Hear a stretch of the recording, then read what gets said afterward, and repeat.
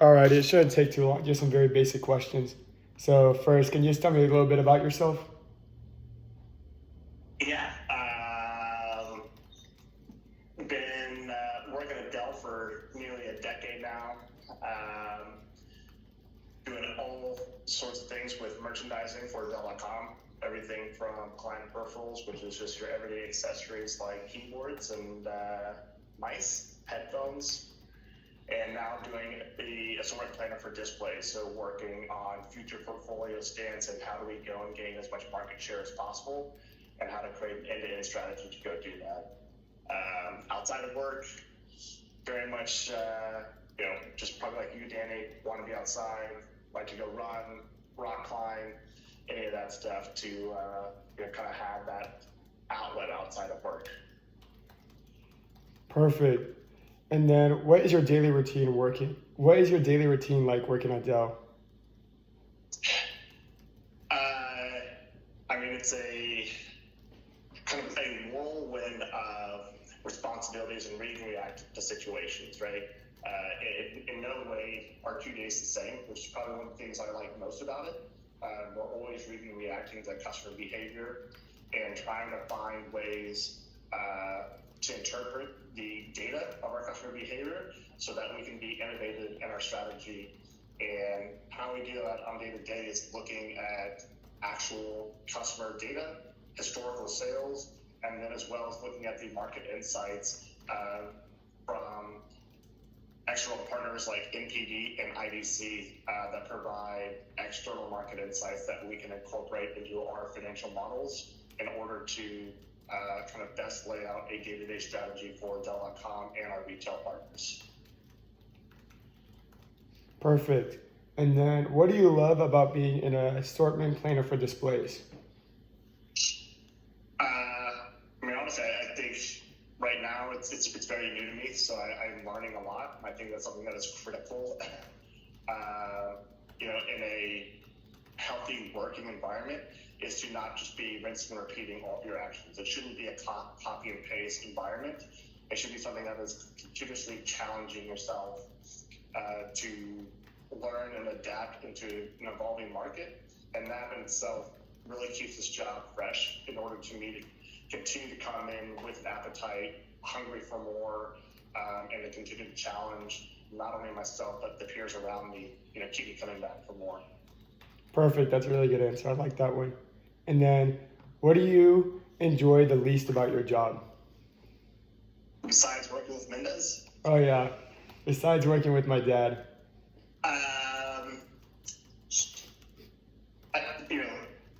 There's always times in a corporate environment, right, where I feel like there's a lot of wasted time doing kind of checking the box for your leaders, right? There's many times where they're passing down actions and responsibilities to you that aren't really going to be beneficial for the business, and in essence, it's a waste of your time. It is purely a checkbox that your managers sometimes put onto you to just show that you're doing work, right? It's not actually beneficial for the business, but it is something that happens in the corporate environment of having to make PowerPoints, having to do this to outline that you are doing your work.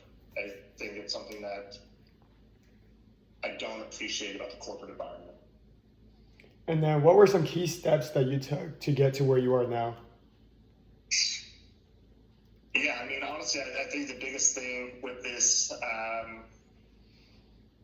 career development is everything that I created a foundation for myself, whether it be from school or from sports while I was in school. So I've got a lot of learning differences, dyslexia, auditory processing disorders. So in school, when I was working 110% harder than everyone else just to get C's, that work ethic then really excelled in my career, right? I was always having to be first in, last out for school to get C's. Well, my friends and peers, right, they'd show up to the test, take it, ace it, and go on about their day, but I didn't have that work ethic that I did. And so that translated enormously in my career path and career advancement by taking that hard work from school and sports, applying it into my career path really set me above and beyond where my peers are and allow me to excel in my career. So for someone who wants to have the same job you have one day, what do you think is some good advice you would give them? So this is going to contradict probably everything that a lot of people will tell you, but my dad is a stockbroker, my mom is a doctor, and if you look at those industries, especially at the early on in the career path, it's not always about working smarter. It really is about how hard you can work and how many hours you can put in to show that you're going to be a reliable source for your managers and their managers. So I think the first 5 to 8 years of your career, it's really about how hard you can work, how much pressure are you willing to put yourself under, and not allowing yourself to pass up any opportunities for +1 projects. So really just head down and working until you actually have a place where you've earned respect for people to listen to your voice. So yes, working as many hours you can your first 5 to 8 years, basically. I know that sounds brutal, but again, I think it's something that really sets you apart, and then it creates slack for you as your career progresses. People know that you're going to get your deliverables done, and so doing that, I think, really provides a stepping stone later on in your career. It's all about the investment and time that you put in to allow that investment to pay off later on in life. And what would you say is a key step for me to do right now that I'm in college so I can succeed once I'm in the business industry? Get that degree and move on.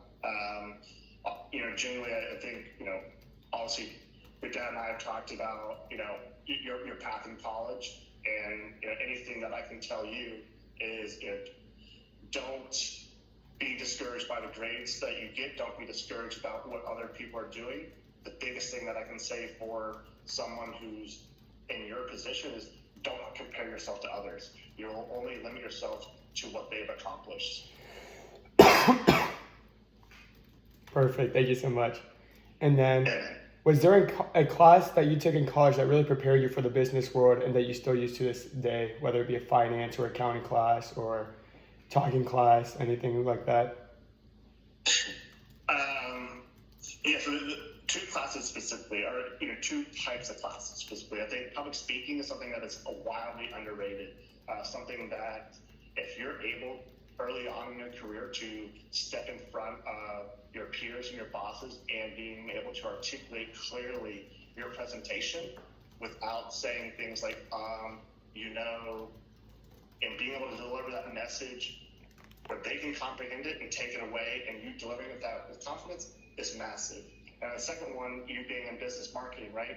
As you get into your junior and senior year and you're starting to take more advanced classes, you'll be put into some classes that are for people's MBAs or classes that MBA students are in, and you start looking at case studies. Any class that actually has a case study where you're going to be putting on your consultant hat to understand how to take a problem and come up with a creative solution that benefits the P&L positively, is something that you can actually apply and work. There's so many things like SWOT analysis that, sure, they're a little bit beneficial, but how do you take a SWOT analysis and in a class that overlays it with a case study where you can actually comprehend how SWOT analysis can be used in an actual work environment? All right, and then this question kind of overlaps with some of the other ones. You kind of have already answered it, but what opportunities, or if there's a specific opportunity that you think helped you get to where you are right now? I know you mentioned sports and then having ADHD in school and all that, but if there's anything else. Right, school's what you make of it, right? You can go and you can kind of go through the motions and you can get your degree, right? But it's all about what you put into it. I only needed 1 internship to, graduate college. I did 3 different internships. I did one for an investment bank. I did one for acquisition manager and something else that I can't remember.